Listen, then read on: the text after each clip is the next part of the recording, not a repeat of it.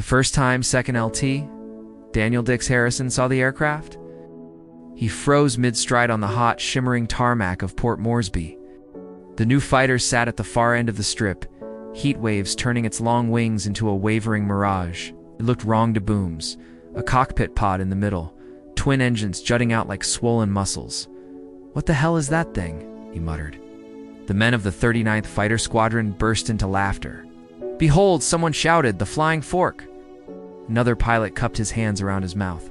Lockheed's Frankenstein. Too heavy to climb, too weird to fly. Dix forced a laugh, but his stomach twisted. He knew P-40's trusted them, fought in them, survived in them. This creature looked like something built by a drunken mechanic with spare parts and a welding torch. Only one man didn't laugh, Madge, Richard Bong, America's rising ace, who stood beside the P-38 with arms folded, staring at it like he was already planning kills. "Mock it all you want," Bong said softly, "but one day you'll beg to fly her." The laughter died instantly. A week later, they were transferred to Dobodura, where the air buzzed with rumors. Japanese reinforcements massing at Rabaul. Tokyo furious at American advances, and a daring new strike incoming. Every night brought more whispers, long-range escorts needed. Bombers too exposed, P-40s too short-legged. Only the strange new lightning could reach that far. Bong was in the air constantly, instructing pilots on the odd beast. Dix watched him go up every dawn, the two Allisons roaring like chained animals finally released. "He's out of his mind," Dix muttered. "Capped." Tommy Vaughn snorted, "Or he knows something we don't. Man's racking up kills like he's collecting stamps."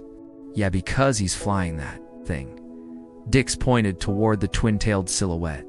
"Too big, too heavy, too weird." "I don't trust it," Tommy shrugged. "Maybe you just fear what you don't understand." Dix didn't answer. Couldn't. He feared exactly that. 2 days later, they crowded into the briefing tent. Maps littered every table, and the red circle around Rabaul looked like a warning painted in blood. Madge, Thomas Lynch, stood stiffly at the front. "Gentlemen, tomorrow we hit Rabaul." A murmur rippled through the pilots. "Rabaul, the fortress of the Pacific," Lynch continued. "Fighter cover is critical. The only aircraft with the range is the P-38. You boys wanted a challenge. Here it is." "Then Harrison, you're flying wingman to Major Bong." Dix nearly choked. "Sir, no debate." Lynch's stare was final. Bong simply smiled as if he'd seen it coming. After the briefing, Dix tried and failed to sleep. The jungle hummed, mosquitoes droned, Tommy snored. Dix lay awake, staring at the tent ceiling, imagining Zeros rising by the dozens.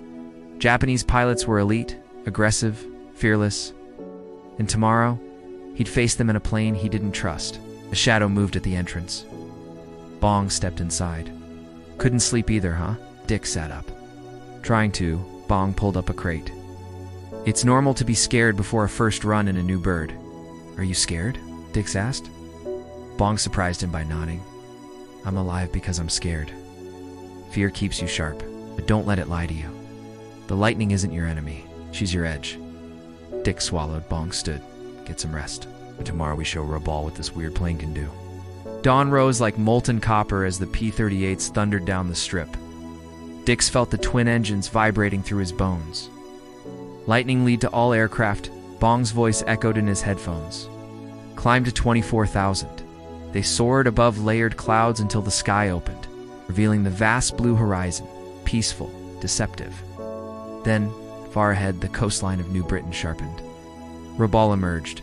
Volcano shadows, smoke columns, the distant glint of airfields bristling with fighters. Anti-aircraft fire bloomed like black thorns. "Bandits." 11 o'clock high, Tommy yelled. The Zeros rose sleek, silver, predatory. 20, then 30 more. Dix felt cold sweat trickle down his spine. Bong stayed calm. "All lightnings, remember, don't turn with them. Use your climb. Use your dive. Fight on your terms." The Zeros pounced. The first shot passed so close, Dix heard the rattle of rounds on his tail. Instinct made him yank the stick until, Bong snapped, "No turns. Let her run." Dix forced himself to obey. At. Bong shoved the throttles forward. The lightning leapt upward with a ferocity Dix never expected.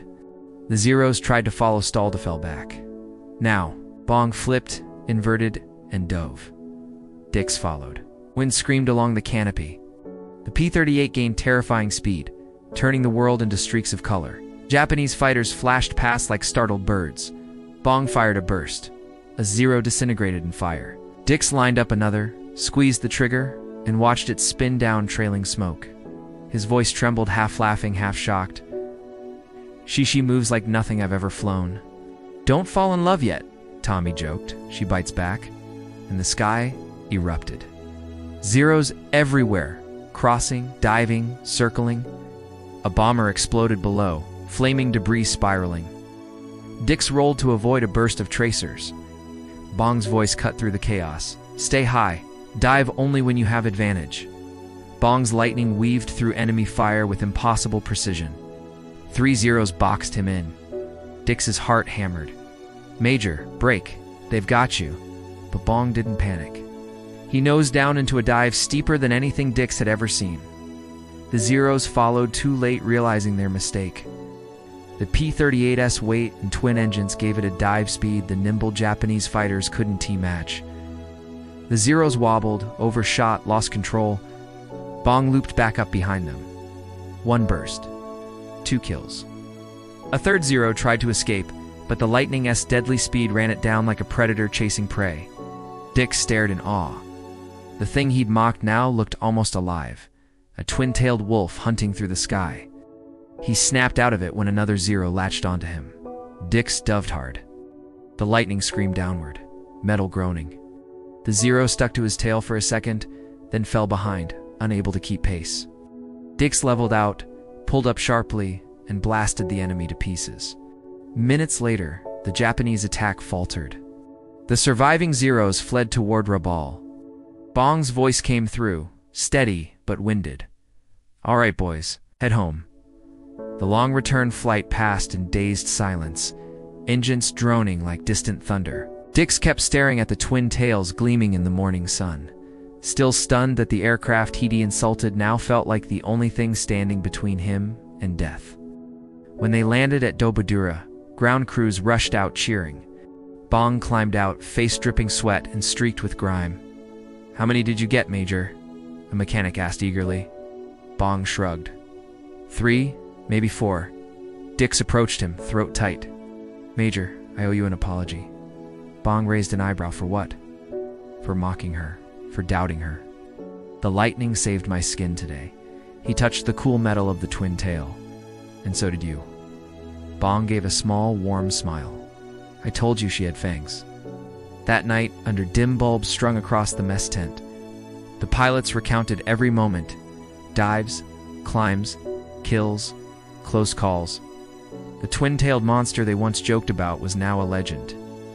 Dix sat back, letting their voices fade into the background hum. Something had changed today. Not just in the war, not just in the squadron, but inside him. He had seen the lightning unleashed, seen Bong bend it to his will, seen Rabaul fortress of the Japanese Empire forced to look skyward in fear. And he knew one thing with complete certainty: no one would ever laugh at the P-38’s twin tail again. Because the world had finally seen what it could do. And the skies over the Pacific would never be the same.